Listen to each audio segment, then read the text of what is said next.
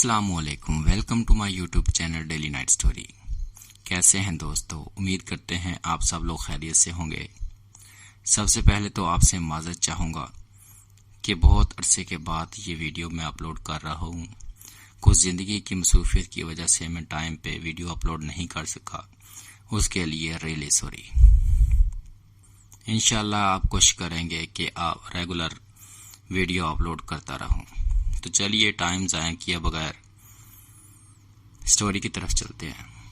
یہ واقعہ حضرت ہود علیہ السلام کے بارے میں ہے۔ حضرت ہود علیہ السلام عرب کے قبیلہ عاد سے تعلق رکھتے تھے، جو عمان اور حضر موت کے درمیان ریت کے ٹیلوں والے علاقہ میں رہائش پذیر تھے۔ آپ علیہ السلام کا قبیلہ عاد بن ارم بن اوس بن سام بن نوح کی اولاد سے تھا۔ آپ علیہ السلام اپنی قوم کے ایک شریف خاندان سے تھے، جنہیں اللہ تعالیٰ نے ان کی قوم کی ہدایت کے لیے نبی بنا کر بھیجا تھا۔ اللہ تعالیٰ نے آپ علیہ السلام کا ذکر قرآن مجید میں 7 مقامات پر فرمایا ہے، اور ایک پوری سورت آپ علیہ السلام کے نام سے نازل فرمائی ہے۔ قوم نوح کی ہلاکت کے بعد اللہ تعالیٰ نے قوم عاد اول کو زمین پر آباد کیا۔ یہ لوگ جسمانی طور پر بڑے مضبوط، قدآور اور بڑی مضبوط عمارتیں بنانے میں ماہر تھے۔ اللہ تعالیٰ نے انہیں خوب مال و دولت سے بھی نوازا تھا۔ قوم عاد اپنی جسمانی قوت کے غرور میں اتنی آگے بڑھ گئی کہ اس نے اللہ تعالیٰ کو بھلا کر اپنے ہی ہاتھوں سے بنائے ہوئے بتوں کو اپنا معبود بنا کر ان کی عبادت شروع کر دی۔ ان کے 3 بڑے بت تھے، جن کے نام سمد، سمود اور ہر تھے۔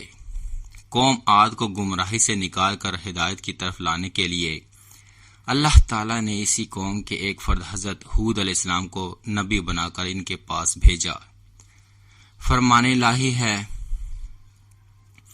اے نبی صلی اللہ علیہ وسلم، کیا آپ نے نہیں دیکھا کہ آپ کے رب نے قوم عاد کے ساتھ کیا سلوک کیا، یعنی ارم کی اولاد کے ساتھ، جو قد و قامت میں ستونوں جیسے تھے، اور طاقت میں ان جیسے دنیا میں لوگ پیدا ہی نہیں کیے گئے۔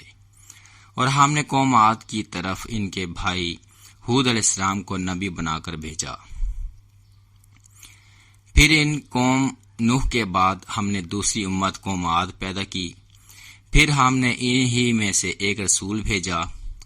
حضرت ہود علیہ السلام نے نبوت ملنے کے بعد جب قوم کو شرک اور اللہ تعالیٰ کی نافرمانیاں کرتے دیکھا تو انہیں اللہ تعالیٰ کی نعمتیں یاد دلاتے ہوئے توحید کی تعلیم دی اور اللہ تعالیٰ کی نافرمانی سے بچنے کی تلقین فرمائی۔ انہوں نے کہا کہ اے میری قوم، تم اللہ کی عبادت کرو، اس کے علاوہ تمہارا کوئی حقیقی معبود نہیں۔ کیا تم پرہیزگار نہیں بنو گے؟ انہوں نے کہا کہ اے میری قوم، اللہ ہی کی عبادت کرو، اس کے علاوہ تمہارا کوئی معبود نہیں، تم تو صرف بہتان باندھ رہے ہو۔ اے میری قوم، میں تم سے اس تبلیغ پر کوئی اجرت نہیں مانگتا، میرا اجر تو اس کے ذمہ ہے جس نے مجھے پیدا کیا ہے۔ تو کیا پھر بھی تم عقل سے کام نہیں لیتے ہو؟ جب ان عاد کے بھائی ہود علیہ السلام نے ان سے کہا، کیا تمہیں اللہ کے عذاب کا خوف نہیں ہے؟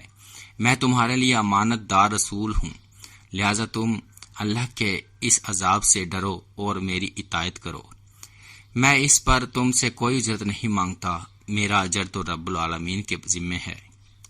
تمہیں کیا ہو گیا ہے؟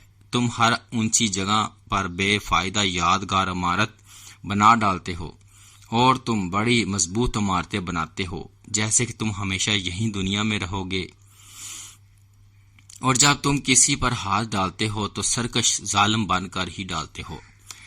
تم اللہ کے عذاب سے ڈرو اور میری پیروی کرو، اس ذات سے ڈرو جس نے وہ کچھ تمہیں دیا ہے جو تم جانتے ہی ہو۔ اس نے تمہاری مدد کی جانوروں اور اولاد سے، باغات اور چشموں سے، مجھے تو تمہارے بارے میں بڑے دن کے عذاب کا خطرہ ہے۔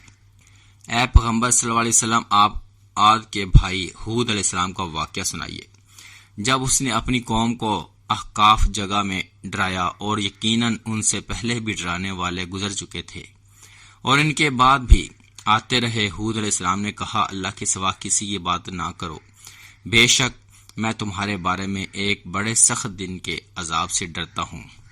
دوستو، یہ حضرت ہود علیہ السلام کا بارے میں واقعہ تھا، جس کا کچھ حصہ میں نے آپ کے ساتھ بیان کیا، شیئر کیا۔ اپنے دوستوں کے ساتھ بھی اس کو شیئر کریں۔ اللہ پاک اس کا اجر عظیم عطا فرمائے آپ سب لوگوں کو۔ اور اگر آپ لوگ میرے چینل پر نئے ہیں تو پلیز چینل کو سبسکرائب کر دیجئے اور لائک کریں، اور کمنٹ کر کے بتائیں کہ آپ کو آج کا حضرت ہود علیہ السلام کا واقعہ کیسا لگا۔ انشاءاللہ ملتے ہیں کل، اسی واقعہ کو آگے بڑھائیں گے۔ تب تک کے لیے اپنا خیال رکھیں۔ اللہ حافظ۔